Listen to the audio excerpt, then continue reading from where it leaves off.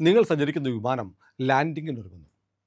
അപ്പോൾ ആ വിമാനത്തെ വെടിവെച്ചിടാൻ വിമാനവേധ തോക്കുകൾ അതിന് നേർക്ക് തിരിയുന്നു. അതിനെ ആക്രമിക്കാൻ എയർഫോഴ്സിൻ്റെ വിമാനങ്ങൾ തയ്യാറെടുക്കുന്നു. ഇങ്ങനത്തെ ഒരവസ്ഥ ആലോചിച്ച് നോക്കിയിട്ടുണ്ടോ? ലാൻഡിങ്ങിന് തൊട്ട് മുമ്പ് വെടിയേറ്റ് വീഴാൻ പോകുന്ന ഒരു വിമാനം, അതിനകത്ത് ഏതാണ്ട് 180ഓളം ആളുകൾ.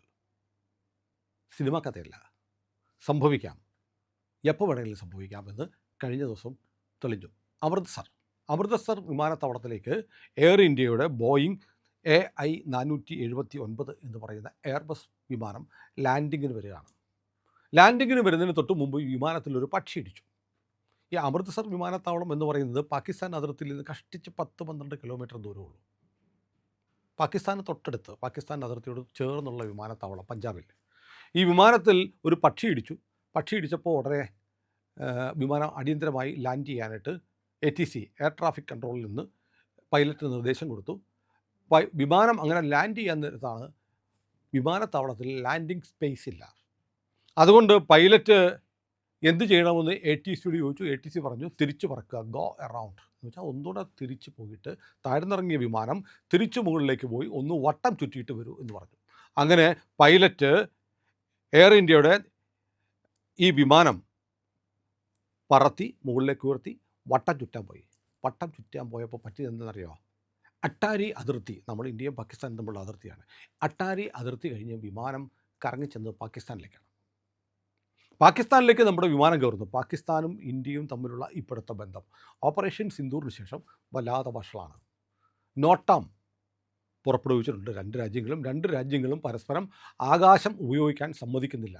നമ്മുടെ വിമാനങ്ങളൊക്കെ കറങ്ങി ചുറ്റിയാണ് പല വിദേശ രാജ്യങ്ങളിലേക്ക് പോകുന്നത്. പാകിസ്ഥാൻ്റെ എയർ സ്പേസ് ഉപയോഗിക്കാൻ നമുക്കും നമ്മുടേത് ഉപയോഗിക്കാൻ പാകിസ്ഥാനും നമ്മൾ അനുവാദം കൊടുത്തിട്ടില്ല. അപ്പോൾ ഈ സാഹചര്യത്തിൽ പെട്ടെന്ന് പാകിസ്ഥാൻ്റെ ആകാശത്തേക്ക് ഇന്ത്യയുടെ വിമാനം വരുമ്പോൾ ഓട്ടോമാറ്റിക്കലി പാകിസ്ഥാൻ്റെ സൈനിക റഡാറുകൾ ഇത് കണ്ടെത്തും. എല്ലാ റഡാറുകളും സിവിൽ റഡാറുകൾ കണ്ടെത്തുന്ന പോലെ സൈനിക റഡാറുകൾ കണ്ടെത്തും. സ്വാഭാവികമായി സംഭവിക്കുന്നത് എന്താ? ആ വിമാനം ശത്രു വിമാനമാണ് എന്ന് കരുതി അതിനെ ഉന്നം വയ്ക്കാൻ വിമാനവേധ തോക്കുകൾ അതിന് നേർക്ക് തിരിയും. എയർഫോഴ്സിന് അലർട്ട് പോകും, ദാ വന്നിരിക്കുന്നു വേറൊരു വിമാനം. അപ്പോൾ ചെയ്യുന്നത് അവിടുത്തെ വ്യോമസേനയുടെ വിമാനങ്ങൾ പറന്നു വന്ന് നമ്മുടെ വിമാനത്തെ തടയും, തിരിച്ചു പോകാൻ പറയും, ഇല്ലെങ്കിൽ ഷൂട്ട് ചെയ്യും. ഇതാണ് ഈ പ്രക്രിയ സ്വാഭാവികമായി എല്ലായിടത്തും നടക്കുന്നതാണ്. അങ്ങനെ നമ്മുടെ വിമാനം നേരെ പാകിസ്ഥാൻ്റെ ആകാശത്തേക്ക് കടന്നപ്പോൾ ഈ പറഞ്ഞ കാര്യങ്ങളെല്ലാം നൊടിയിടയിൽ, ഇതൊന്നും പ്ലാൻ ചെയ്ത് ചെയ്യുന്നതല്ല, ഓട്ടോമാറ്റിക്കലി സംഭവിക്കുന്നത്. പാകിസ്ഥാനും അത്യാവശ്യം ടെക്നോളജിയൊക്കെ ഉള്ള ഒരു സൈന്യം തന്നെയാണ്, നമ്മളങ്ങനെ ചെറുതാക്കി കാണണ്ട. ഇതൊക്കെ സംഭവിച്ചു, പൈലറ്റിൻ്റെ പിഴവാണ്. പക്ഷേ ഭാഗ്യവശാൽ പാകിസ്ഥാൻ എയർ ട്രാഫിക് കൺട്രോൾ നമ്മുടെ വിമാനവുമായിട്ട് കമ്മ്യൂണിക്കേറ്റ് ചെയ്തിട്ട് പറഞ്ഞു, നിങ്ങൾ ഞങ്ങളുടെ അതിർത്തിയിലാണ്, തിരിച്ചു പോകൂ എന്ന് പറഞ്ഞപ്പോഴത്തേക്ക് പൈലറ്റ് പറഞ്ഞു സോറി മിസ്റ്റേക്ക്, ഞാൻ ഗോ അറൗണ്ട് അടിച്ചതാണ്, അപ്പോൾ അതിർത്തി അറിയാതെ ലംഘിക്കപ്പെട്ടതാണ്, സോറി പറഞ്ഞ് നമ്മുടെ വിമാനം തിരിച്ചു വിട്ടു. നമ്മുടെ എയർ ട്രാഫിക് കൺട്രോളും ഇത് കേട്ടു, പാകിസ്ഥാൻ ATCയുമായിട്ട് സംസാരിച്ചു. ഇതെല്ലാം പാകിസ്ഥാൻ സൈന്യം കേൾക്കുന്നുണ്ട്, ഇന്ത്യൻ സൈന്യവും കേൾക്കുന്നുണ്ട്. അതുകൊണ്ട് തന്നെ ഒരു സിവിൽ വിമാനമാണ്, അബദ്ധം പറ്റിയതാണ്, തിരിച്ചു പോവുകയാണ് എന്ന് കരുതി ആ വിമാനം നിരപായം വന്നിറങ്ങി. വിമാനത്തിലെ യാത്രക്കാർ അറിഞ്ഞതേയില്ല. പക്ഷേ പാകിസ്ഥാൻ മുൻകാലങ്ങളിലൊക്കെ ചെയ്യുന്നത് പോലെ പെട്ടെന്ന് അവരുടെ ദേഷ്യം കൊണ്ടോ അശ്രദ്ധ കൊണ്ടോ, രാത്രി എത്ര മണിക്കാണെന്നറിയോ? രാത്രി 10:30-ക്കാണ്. 10:30-ക്ക് ഈ സംഭവം ഉണ്ടായി. പെട്ടെന്ന് അവർ ഷൂട്ട് ചെയ്യുന്ന തരത്തിലേക്ക് മാറിയിരുന്നെങ്കിൽ ആ വിമാനത്തിൽ എത്ര പേരുണ്ടായിരുന്നു എന്ന് എയർ ഇന്ത്യ പറയുന്നില്ല. ഏതാണ്ട് 180 പേർക്ക് വരെ സഞ്ചരിക്കാവുന്ന വിമാനമാണ്. ആ വിമാനം തകർന്ന് തവിടുപൊടിയാണ് പാകിസ്ഥാനിൽ വീഴുമായിരുന്നു. ഇത് വിമാനത്തിലെ യാത്രികരോട് ഇത് പറഞ്ഞിട്ടില്ല. പറഞ്ഞു കഴിഞ്ഞാൽ അവർക്കുണ്ടാകുന്ന മാനസികാവസ്ഥ എന്താണ്? പക്ഷേ അപ്പോഴും അവിടെ അമൃത്സർ എയർപോർട്ടിൽ ഇറങ്ങാൻ പറ്റിയില്ല. വിമാനത്തെ തിരിച്ചു വിളിച്ചു. വിമാനം നേരെ ഡൽഹിയിൽ നിന്ന് പുറപ്പെട്ട വിമാനം അമൃത്സറിൽ നിന്ന് നേരെ ഡൽഹിക്ക് വീണ്ടും പറന്നു. ഡൽഹി എയർപോർട്ടിൽ ഇറങ്ങി. അതിനുശേഷം ചില പരിശോധനകളും എല്ലാം കഴിഞ്ഞിട്ടാണ് വിമാനത്തിനെ തിരിച്ചയച്ചത്. തിരിച്ച് രാത്രി 10:30-ക്ക് ഇറങ്ങേണ്ടുന്ന വിമാനം പുലർച്ചെ 2:20-നാണ് അമൃത്സർ വിമാനത്താവളത്തിൽ ഇറങ്ങിയത്. മിനിഞ്ഞാന്ന് നടന്ന സംഭവമാണ് ഇത്. പക്ഷേ എയർ ഇന്ത്യയിലെ ഉദ്യോഗസ്ഥർ മൂടി വെച്ചു. ATC അറിഞ്ഞു, സർക്കാർ അറിഞ്ഞു, എല്ലാവരും അറിഞ്ഞു. എയർ ഇന്ത്യ ഉദ്യോഗസ്ഥർ ഇത് ഔദ്യോഗികമായി എയർ ഇന്ത്യക്ക് റിപ്പോർട്ട് ചെയ്തില്ല. അതിൻ്റെ പേരിൽ വിമാനത്തിലെ ഉത്തരവാദപ്പെട്ട ആളുകൾ പൈലറ്റ്സിനെ മാറ്റി നിർത്തിയിരിക്കുകയാണ്. എയർ ട്രാഫിക് കൺട്രോളർക്കെതിരെയും നടപടി വന്നു. തൽക്കാലത്തേക്ക് മാറി നിൽക്കാൻ പറഞ്ഞു. അന്വേഷണം നടക്കുന്നു. നോക്കൂ, നമ്മുടെ വിമാനയാത്ര എന്ന് പറയുന്നത്, വിമാനയാത്ര ഇന്ന് പണക്കാരുടെ മാത്രം ഒരു യാത്രയല്ല. സാധാരണക്കാരനും അത്യാവശ്യം യാത്ര ചെയ്യാൻ പറ്റുന്ന തരത്തിലാണ് വിമാനയാത്രാ നിരക്കുകൾ. അത്യാവശ്യം വന്നാൽ നമ്മളുമൊക്കെ വിമാനത്തിൽ കയറി പോവാറുണ്ട്. അതുകൊണ്ട് വിമാനയാത്ര വളരെ പ്രധാനമാണ്. വളരെ വളരെ കൃത്യമായി സൂക്ഷ്മമായി പരിപാലിക്കപ്പെടേണ്ട ഒന്നുമാണ്. കാരണം നമുക്ക് കരയിലോ വെള്ളത്തിലോ ഒക്കെ ആണെങ്കിൽ നമുക്ക് രക്ഷപ്പെടാൻ ഒരുപാട് മാർഗ്ഗങ്ങളുണ്ട്. വിമാനത്തിൽ പോയി കഴിഞ്ഞാൽ ഒരു അപകടം പറ്റിയാൽ ഏതാണ്ട് രക്ഷപ്പെടൽ അസാധ്യമായ ഒരു യാത്രാ സംവിധാനമാണ് വിമാനയാത്ര എന്ന് പറഞ്ഞാൽ എന്നോട് പിണങ്ങരുത്. കരയിലും ജലത്തിലും സഞ്ചരിക്കുന്നതിനേക്കാൾ കൂടുതൽ അപകട സാധ്യത വിമാനാപകടമുണ്ടായാലാണ് സംഭവിക്കുന്നത്. പക്ഷേ കരയിലുണ്ടാവുന്ന അത്രയും, വിമാനത്തിലുണ്ടാവുന്ന വെള്ളത്തിലുണ്ടാവുന്ന അത്രയും അപകടങ്ങൾ ഒരിക്കലും വിമാനങ്ങൾക്ക് സംഭവിക്കുന്നുമില്ല. ലോകത്തിലെ ഏറ്റവും സുരക്ഷിതമായ യാത്ര വിമാനയാത്ര തന്നെയാണ്. കാരണം അത്രമാത്രം സൂക്ഷ്മമായ പരിശോധനകളും സംവിധാനങ്ങളും ഒരുക്കിയിട്ടാണ് വിമാനങ്ങൾ പറക്കുന്നത്. അതുകൊണ്ട് ലോകത്ത് വിമാനങ്ങൾ തകരുകയോ വിമാനങ്ങൾ പെടുന്നതോ വർഷത്തിൽ 2 3 അതിൽ കൂടുതൽ നമ്മൾ കേൾക്കാറില്ല. പക്ഷേ നിത്യേന റോഡിൽ എത്ര വണ്ടികളാണ്, എത്ര ആക്സിഡൻറ്റ്സ് ഉണ്ടാകുന്നത്, എത്ര കപ്പലുകളാണ്, എത്ര ബോട്ടുകളാണ് മുങ്ങിപ്പോകുന്നത്. അതുകൊണ്ട് വിമാനയാത്ര എന്ന് പറഞ്ഞ് ഞാൻ ഭയപ്പെടുത്തുകയില്ല. ഞാനും വിമാനത്തിൽ യാത്ര ചെയ്യുന്ന ആളാണ്. അതുകൊണ്ട് എനിക്ക് ടെൻഷനൊന്നുമില്ല. വളരെ സേഫായിട്ട് യാത്ര ചെയ്യാൻ പറ്റും. പക്ഷേ കഴിഞ്ഞ കുറച്ച് കാലമായിട്ട് വിമാനത്തിൽ, പ്രത്യേകിച്ച് ഇന്ത്യയുടെ വിമാനത്തിൽ, എയർ ഇന്ത്യയുടെ വിമാനങ്ങളെ സംബന്ധിച്ച് ഇത്തരം പരാതികൾ ഒരുപാട് വരുന്നുണ്ട്. അശ്രദ്ധ വരുന്നുണ്ട്. ഇന്ത്യയിൽ മോദി സർക്കാരിനെ അട്ടിമറിക്കാൻ വേണ്ടിയിട്ട് ഇൻഡിഗോ നടത്തിയ ഒരു സമരം നമ്മൾ കണ്ടതാണ്.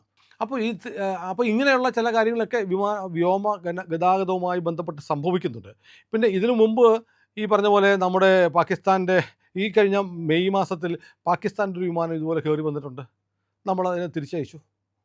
അതങ്ങനെയാണ് ചെയ്യുന്നതെന്ന് പൊതുവിൽ പറയാൻ പറ്റില്ല. പാകിസ്ഥാൻ എങ്ങനെ പെരുമാറുന്നു എന്ന് പറയാൻ പറ്റില്ല. കാരണം അറിയാമല്ലോ, യുദ്ധത്തിലൊക്കെ പങ്കെടുത്ത് പാകിസ്ഥാൻ്റെ കയ്യിൽ പെട്ടുപോകുന്ന നമ്മുടെ ഭടന്മാരോട് അവർ ചെയ്തിട്ടുള്ളത് എന്താണ്? അവരുടെ മൃതദേഹങ്ങളെ പോലും കാർഗിൽ യുദ്ധകാലത്ത് ഇവർ അപമാനിച്ചതും വികൃതമാക്കിയതൊക്കെ നമ്മൾ കണ്ടതാണ്.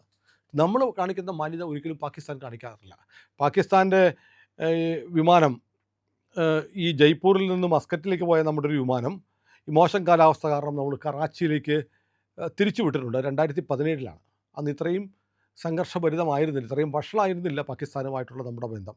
അതുപോലെ ഈ പലതവണ ഫ്രാങ്ക്ഫർട്ടിലേക്ക് പോകുന്നൊരു വിമാനം ഇതുപോലെ പാകിസ്ഥാൻ്റെ അതിർത്തിയിലേക്ക് കയറിയിട്ടുണ്ട്. അത് 2021 പക്ഷേ ഇപ്പോൾ 2025 ശേഷം ആ ബന്ധം വല്ലാതെ വഷളായിരിക്കുന്നു.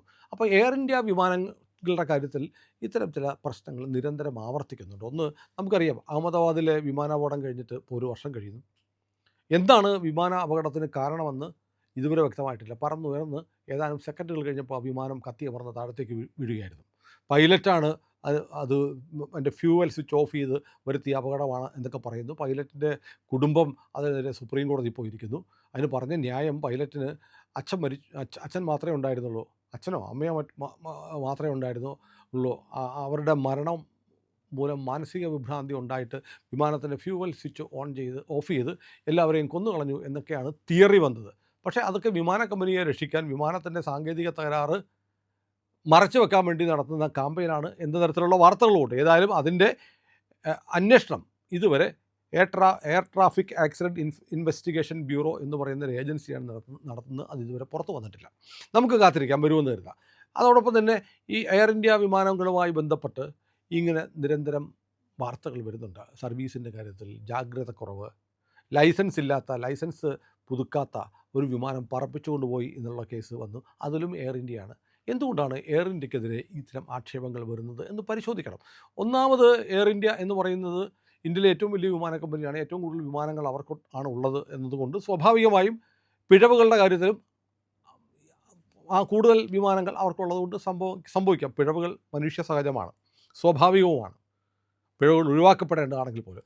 പിന്നെയുള്ളത്, എയർ ഇന്ത്യ പോലെയുള്ളൊരു വലിയ, ലോകത്തിലെ തന്നെ ഏറ്റവും വലിയ വിമാന കമ്പനികളിലൊന്ന് ഒറ്റയടിക്ക് 300ഓളം വിമാനങ്ങൾ ബോയിങ്ങിൽ നിന്ന് വാങ്ങാൻ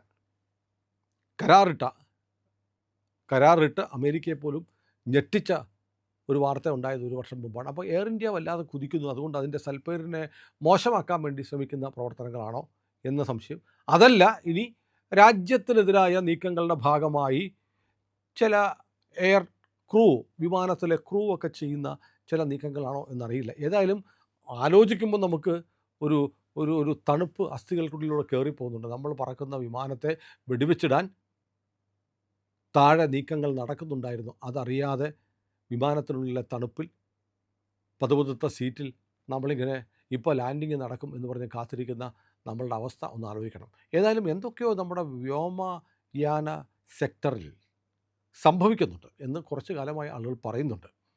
നമുക്ക് ഇന്ത്യയിൽ ആരോ നിരന്തരമായി വിമാനാപകടങ്ങൾ ഇന്ത്യയിൽ സംഭവിക്കണമെന്ന് ആരോ ആഗ്രഹിക്കുന്നത് പോലെ ചില സംഭവങ്ങൾ സമീപകാലത്തുണ്ടായിട്ടുണ്ട്.